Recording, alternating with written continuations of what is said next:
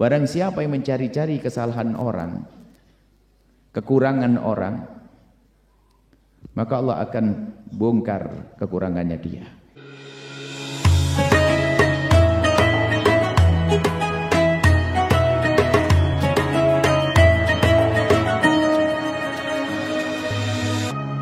Menjadi orang yang tidak ingin tahu tentang kekurangan orang lain.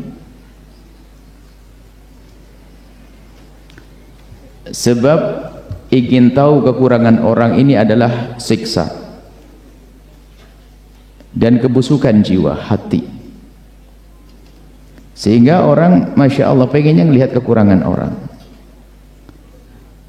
melihat kekurangan orang, pengen tahu kekurangan orang. Dia senang membongkar akhirnya kekurangan orang. Dan ingat ancaman dari baginda Nabi, ancaman dari Allah melalui lisan Rasulullah, man tatabba'a aurata akhihi tatabba'a Allahu auratah. Barang siapa yang mencari-cari kesalahan orang, kekurangan orang, maka Allah akan bongkar kekurangannya dia. Disebutkan wa yafdahu, Allah akan rendahkan dia, Allah akan permalukan dia, walau fi wasti baitihi, biarpun di tengah rumahnya, atau kama qala Rasulullah. Jadi akan tiba-tiba menjadi orang tidak terhormat di rumahnya. Seorang perempuan yang kerjaannya usil ngurusi kesalahan orang, lihat di rumahnya tidak terhormat di depan anaknya. Tidak tahu dibuat seperti itu oleh Allah. Dia tidak berharga lagi perempuan. Anaknya pun kalau dekat dengan dia tidak bisa menghormati dia. Maka jangan Anda pengen tahu kekurangan orang. Bahkan kalau tiba-tiba Anda melihat kekurangan orang terbuka di muka Anda menangis di malam itu. Misalnya Anda mendengar berita perzinaan seseorang, Anda harus menangis malam hari. Ya Allah, aku mendengar berita perzinaan tetanggaku, ampuni dia, tutup aibnya. Jangan bicarakan ke siapapun. Membuka aib orang, na'udzubillah, kebusukan. Mencari-cari kekurangan orang. Jadi harus kita jadikan cara hidup yang baik. Sementara para kekasih Allah dulu, kalau keluar rumah ingin bertemu dengan orang, dia bersedekah. Setelah bersedekah, beliau minta, ya Allah, dengan sedekahku ini tutuplah kekurangan hamba-hambamu agar aku tidak melihat kekurangannya. Sedekah biar tidak melihat kekurangan orang. Hari ini buka kekurangan orang. Memang ada mata jahil, hati jahil, tangan jahil. Itu ada HP-nya temannya, singgah di depan dia 5 menit saja sudah kebuka semuanya. Dia sudah bisa menyimpulkan bahwasanya, oh dia begini. Kasihan di dasar si busuk hati, kasihan dia hidupnya, pengen tahu aibnya orang. Nggak ada perlunya hidup seperti itu, tersiksa. Kalau Anda titip HP di depan saya 1 tahun sampai mati, tidak akan saya buka kecuali Anda izinkan. Harus begitu, hidup kita harus jelas, jangan pengen tahu aibnya orang. Sehingga panjatan doa kita adalah, Allah, ya Allah, tutuplah kekurangan aib saudaraku dari mataku. Termasuk guru-gurunya. Ya Allah, tutuplah kekurangan guruku dari mataku. Ini kita kalau ditutup kekurangan orang dari mata kita, berarti kita diberi kebahagiaan oleh Allah.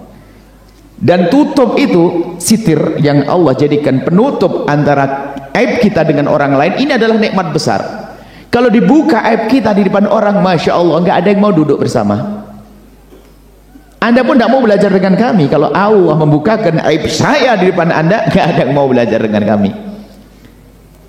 Anda ini berdampingan dengan kawan dekat, kalau dibukakan aibnya, nggak mau duduk sudah.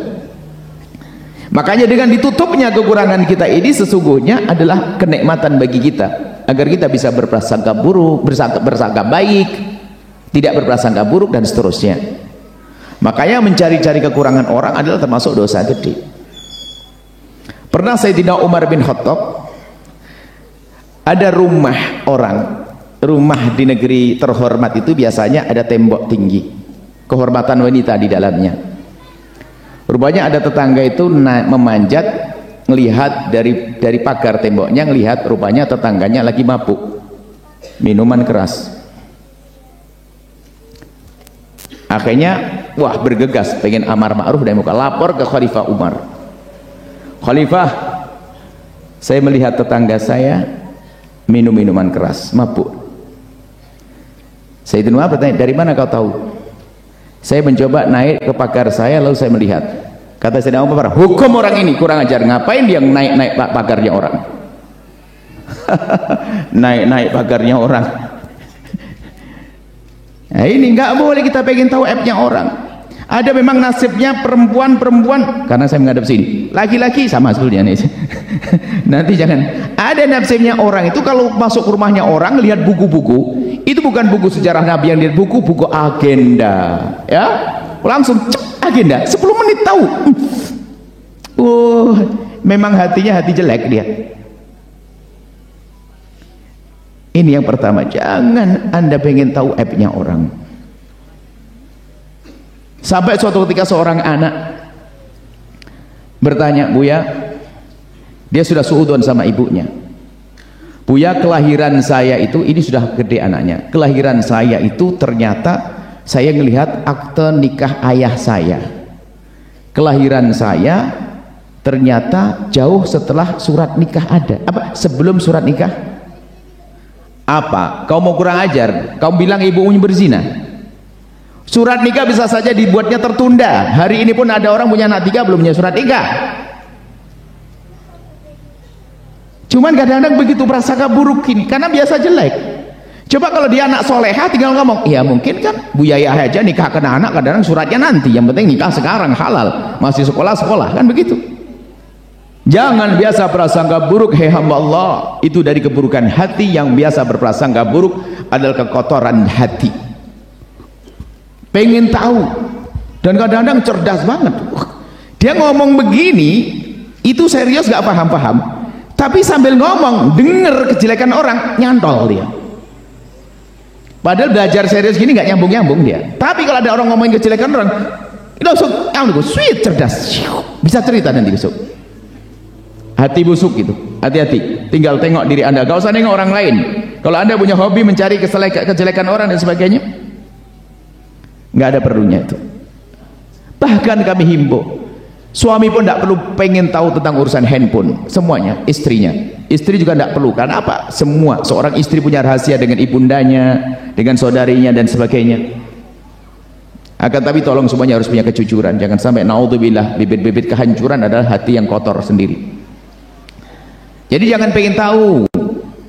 Ini sangat berbeda dengan misalnya ustadz pun harus punya kewaspadaan di saat harus memeriksa sesuatu, misalnya laptop muridnya itu ada tujuannya untuk tugas sekolah, karena ada undang-undang, ada rambu-rambu ya, rambu-rambu untuk menjaga santri. Menjaga santri harus tahu dong keadaan ini sangat berbeda, memang tugasnya semacam itu. Kalau di negara tugasnya intel mencari penjahat, kan begitu, bukan itu maksudnya. Ini loh, kita punya kebiasaan jelek, pengen tahu kejelekan orang, terus. Ini bahaya, itu bermacam-macam. Wilayah dukun juga masuk. Lihat, kalau alisnya begitu, anak begini, telapak tangannya begini, ini kalau jalannya begitu kayaknya dia sudah begini, kalau begini ini. Sampai seorang menyifati, oh kalau perempuan begitu itu dia katanya belum punya suami, tapi jalannya kok begitu, berarti dia, astagfirullah. Orang macam-macam jalan, ada bisulun kan bisa saja. Ajib, ini memang dasar hati busuk itu, mulutnya mulut jelek. Nggak boleh, tolong hamba Allah. Baik, selanjutnya, seandainya pun kita melihat aibnya orang lain, bukan mendengar, kita melihat aibnya orang lain, maka ketahuilah kita punya kewajiban menutupnya. Kalau menegur dia karena kita melihat langsung bisa 4 mata, bukan di mimbar semacam ini. Kita bilang, assalamualaikum ya ukhti, saya mau ketemu kamu. Seorang perempuan ketemu saudarinya perempuannya, ya akhi, ya ukhti, aku melihat kamu kok di sini gimana gini-gini. 4 mata, bukan diobral. Dan setelah itu melihat dia, Allah tutuplah, cukup aku setelah tahu, jadikan aku lupa. Kalau melihat dengan nyata, ya wajib mengingatkan, tapi dengan cara halus, tapi bukan mencari-cari, bukan pengen tahu. Makanya setelah kita kok tiba-tiba melihat, pastikan Anda berusaha untuk menutup kekurangan, aib pribadinya, dosa pribadinya. Ditutupi dengan panjatan doa, ya Allah ampuni dia. Nah, kalau kita tidak mengambil langkah ini, akan muncul hanya satu tok jalan. Jika kita melihat aibnya orang lain adalah kita harus berusaha untuk mengingatkan dengan cara yang lembut, kemudian dia kita menutupnya. Kalau tidak, hanya ada pilihan setelah ini apa? Ngomongin ke orang lain, namanya gunjing. Neraka lagi. Coba, tahu enggak kamu dia? Astagfirullahaladzim, katanya ustazah, Allah la ilaha illallah, innalillah. Wah, pakai zikir semuanya, tapi mau gunjing orang.